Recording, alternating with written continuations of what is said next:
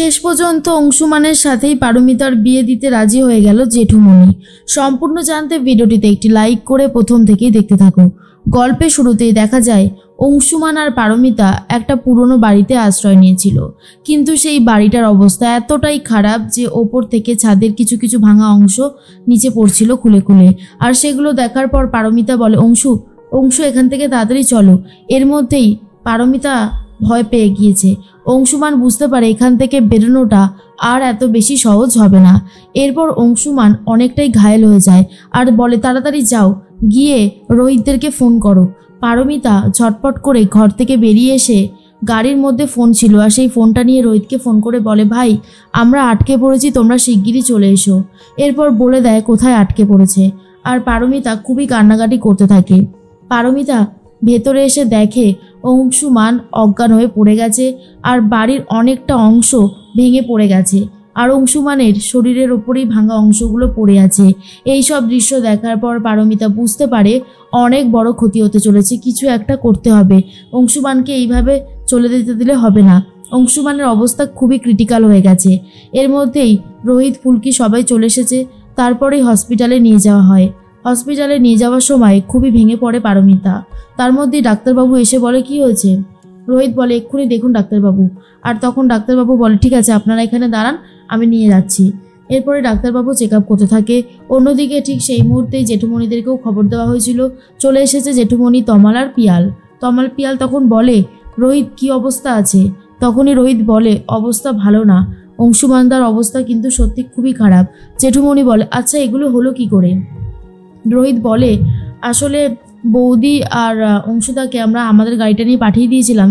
রাস্তায় ঝড় বৃষ্টির জন্য দাঁড়িয়ে পড়েছিল আর এমন একটা বাড়িতে আশ্রয় নিয়েছিল যে এই বাড়িটার অবস্থা ভাঙা ছিল।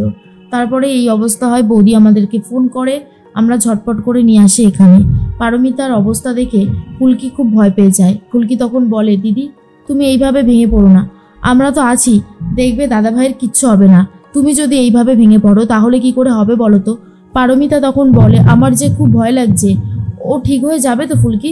ফুলকি তখন বলে, কেন ঠিক হবে না? অবশ্যই ঠিক হয়ে যাবে। তুমি একদম এসব ব্যাপার নিয়ে ভেবো না, তুমি শুধু এটুকু ভাবো যে দাদাভাই সুস্থ হয়ে যাবে। এর মধ্যেই তখনই পারমিতার অবস্থা আরও বেশি করে খারাপ হয়ে যায়। পারমিতা বলে, অংশু তো সুস্থই থাকতো, ও তো বাবা মার একমাত্র ছেলে, আমার জন্যই তো এরকমটা হলো। আমি বলেছিলাম ওই বাড়িটায় আশ্রয় নিতে। আজকে অংশুমানের যদি কিছু হয়ে যায় আমি শুধুমাত্র দায়ী থাকবো আমি। ফুলকি বলে, কিচ্ছু হবে না, আমি বলছি তো, দেখো না সব ঠিক হয়ে যাবে, শুধু তুমি একটু ধৈর্য ধরো। একটা কথা মনে রাখবে যে দাদা ভাইয়ের কিছু হবে না, আমরা সবাই ভগবানের কাছে প্রার্থনা করব দাদাভাই সুস্থ হয়ে যাবে। সুস্থ তো দাদাভাইকে হতেই হবে, তাই না? এতগুলো মানুষের প্রার্থনা মা কালী ঠিকই শুনবে। এরপর পারমিতা অজ্ঞান হয়ে যায়। পারমিতাকে ধরে তাড়াতাড়ি করে নিয়ে যাওয়া হয়। আর তখন ডাক্তারবাবু বলে, ওনার প্রেশারের অবস্থা ভালো না, প্রেশারটা আপ ডাউন করছে, উনি বিশ্রাম নিলে ঠিক হয়ে যাবে। আর পেশেন্টের অবস্থা এখন অনেকটাই ভালো, কিছু টেস্ট করতে দেব যেহেতু উনি অজ্ঞান হয়ে গিয়েছিল। আর এমনি সব ঠিক আছে, কোনো অসুবিধা হয়নি। রোহিত বলে, ধন্যবাদ ডাক্তারবাবু, আপনি আমাদেরকে একটা খুশির খবর শোনালেন। ডাক্তারবাবু বলে, পেশেন্টের কিন্তু এখন অনেকটা বিশ্রাম নিতে হবে, কারণ পেশেন্ট যদি এখন কোনো কাজবাজ করে তাহলে কিন্তু ক্ষতি হবে। রোহিত তখন বলে, না না, অংশুদার সমস্ত দায়িত্বই আমাদের। এর মধ্যেই ফুলকি বলে, জেঠুমণি তুমি এসো তো, তোমার সাথে আমার কিছু কথা আছে, যেই কথাগুলো এখনই বলতে হবে। তখনই জেঠুমণি বলে, আবার এখন কি কথা? আচ্ছা আচ্ছা ঠিক আছে, আমি যাচ্ছি। এর মধ্যেই জেঠুমণিকে সাইডে নিয়ে যায়। আর অন্যদিকে অংশুমানের জ্ঞান ফিরে এসেছে। তমাল, পিয়াল, রোহিত চলে গেছে অংশুমানের সাথে দেখা করতে। আর বলে, অংশুদা তুমি এখন কেমন আছো? অংশু তখন বলে, আমি তো ভালো আছি। পারমিতা? পারমিতা কোথায়? ও ঠিক আছে তো? রোহিত তখন বলে, বৌদি ঠিক আছে, কিন্তু একটু মাথাটা ঘুরে গিয়েছিল বলে বৌদি এখন অজ্ঞান হয়ে রয়েছে, তবে ঠিক হয়ে যাবে, ডাক্তারবাবু দেখে দিয়েছে। তখনই অংশু বলে, আমাকে নিয়ে চলো, আমাকে পারমিতার কাছে নিয়ে চলো। রোহিত তখন বলে, অংশুদা ডাক্তারবাবু তোমাকে বিশ্রাম নিতে বলেছে, এখন যদি তুমি এইভাবে ছটফট করতে থাকো তাহলে কিন্তু ডাক্তারবাবু রেগে যাবে, তাই বলছি দয়া করে তুমি এখন বেশি রিয়াক্ট করো না, একটু বিশ্রাম নেওয়ার চেষ্টা করো। বৌদি একদম ঠিক আছে, তুমি চিন্তা করো না। এর মধ্যেই রোহিত আর লাবু পারমিতাকে দেখে চলে যাচ্ছে জেঠুমনির কাছে। ফুলকি তখনই জেঠুমনিকে বলে, আমি তোমাকে একটা কথা বলতে চাই, দাদা ভাইয়ের সাথে দিদির বিয়েটা দেওয়া যায় না? আর এটা শুনে তো জেঠুমনি পুরো অবাক হয়ে যায় আর বলে, কি বলছিস মা? ফুলকি বলে, আমি কি খুব খারাপ কথা বললাম জেঠুমনি? আসলে দিদির তো অনেক কম বয়স, দিদি এরকমভাবে কি করে বাঁচবে বলো? দিদি দাদাভাইকে ভালোবাসে আর দাদাভাইও দিদিকে ভালোবাসে, সেই জন্যই আমি কথাটা বললাম। এরপর রোহিত বলে, আমি বলছি জেঠুমণি, বৌদি যেই কলেজে পড়তো সেই কলেজে যেমন দাদা পড়তো সেরকম অংশুদাও পড়তো। দাদা প্রপোজ করে দিয়েছিল, তাই আর অংশুদা আমাদের বৌদিকে প্রপোজ করতে পারেনি, কিন্তু তবে থেকে এখনো পর্যন্ত বৌদিকেই ভালোবেসে চলেছে। যবে জানতে পেরেছে যে দাদা মারা গেছে তখন থেকে বৌদির প্রতি অন্য একটা, বুঝতেই তো পারছো, অন্য একটা চিন্তাভাবনা আসে। ফুলকি সেটা বুঝতে পেরেছিল। আমি প্রথমে রিয়াক্ট করেছিলাম ঠিকই, কিন্তু পরে বুঝতে পারলাম বৌদিরও তো একটা জীবন আছে, তাই না জেঠুমণি? বৌদিরও তো নিজের মতন করে বাঁচতে ইচ্ছা করে। তখন জেঠুমণি বলে, ফুলকি রে, আমি তোর ওপর রাগ করিনি মা, আমি ভাবছি তোর বোঝার বুদ্ধিটা ঠিক কতটা বেশি, আমাদের থেকেও বেশি।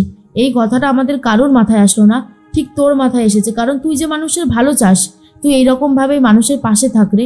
তবে হ্যাঁ, আমি জানি যেই কথাটা উঠছে সেই কথাটা যদি হৈমন্তীর কান পর্যন্ত একবার পৌঁছায় তাহলে অনেক বড় অনর্থ হবে। সেই কথাটা আমি খুব ভালো মতন বুঝতে পারছি, কিন্তু আমরা হাল ছেড়ে দেব না, আমাদেরকে শক্ত হতে হবে। তোমরা আমাকে কথা দাও, এই সমস্ত কথা বাড়িতে কেউ আলোচনা করবে না, যা বলার আমি বলবো। আমি হৈমন্তীকে রাজি করাবো, হৈমন্তীকে বলবো যে আমি যেটা ঠিক করেছি সেটাই হবে, পারমিতার সাথে অংশুরও বিয়ে হবে। আচ্ছা, পারমিতা রাজি তো? রোহিত বলে, তুমি যার কথা বলছো বৌদি রাজি, কিন্তু বৌদি না জেঠিমণির ভয়ে কিছু বলতে পারছে না, নিজেকে সরিয়ে রেখেছে। কিন্তু তুমি যদি জোর দিয়ে বলো, আমি জানি বৌদি অস্বীকার করতে পারবে না। না হলে একটা মানুষের জন্য বৌদির কি শুধুই এত চিন্তা হবে যে এরকমভাবে অজ্ঞান হয়ে যাবে? ভালোবাসাটা আছে বলে চিন্তাটা আছে। জেঠুমণি, তুমি একটা ব্যাপারের সিদ্ধান্ত নাও, আমার মনে হয় এই ব্যাপারটার সিদ্ধান্ত নেওয়াটা দরকার। ফুলকি তখন বলে, আমারও সেটাই মত। তখন লাবু বলে, পারমিতা তোমার কাছে তোমার মেয়ের মতনই আমি জানি, কিন্তু তুমি তো জানো বাবা, কখনো কারো খারাপ দেখতে পারে না, সবসময় অন্যের জন্যই চিন্তা করে, সবসময় সবার ভালো চিন্তা করে, নিজের কথা তো ভাবেই না। কিন্তু এবারে তো আমাদের উচিত ওর কথাটা ভাবা। কি এমন বয়স বলো, তোমার মেয়ের মতনই তো বয়স। আজকে পারোটা এরকম ভাবে সাদা পোশাক পরে ঘুরবে, নিজের জীবনের কোনো স্বাচ্ছন্দ্য পূরণ করবে না, সেটা কি ভালো লাগে? তখনই জেঠুমণি বলে, তোরা এসব ব্যাপার নিয়ে আর ভাবিস না, আমি এই ব্যাপারটাকে নিয়ে কথা বলবো। আর অংশুমানকে বলে দিতে হবে আজকে বিকেলে যেন ও আমাদের বাড়িতে আসে, ওকে এই কথাটা বলবো। আমি জানি যে একটা ঝড় উঠবে বাড়িতে, কিন্তু সেই ঝড়টাকে সামলে নেওয়ার মতনও মানসিকতা আমাদেরকে রাখতে হবে। ফুলকিকে জড়িয়ে ধরে জেঠুমণি আশীর্বাদ করে আর বলে, ফুলকির মতো চিন্তাভাবনা, স্বাধীন চিন্তাভাবনা যেন সবার হয়। ফুলকি, সবার মনের মধ্যে তুই সত্যি একটা নতুন আলোর ফুলকি জাগিয়ে তুলেছিস। আর এটা শোনার পর রোহিত বলে, একদম ঠিক বলেছো জেঠুমণি, তোমার কথাটা একদমই ঠিক।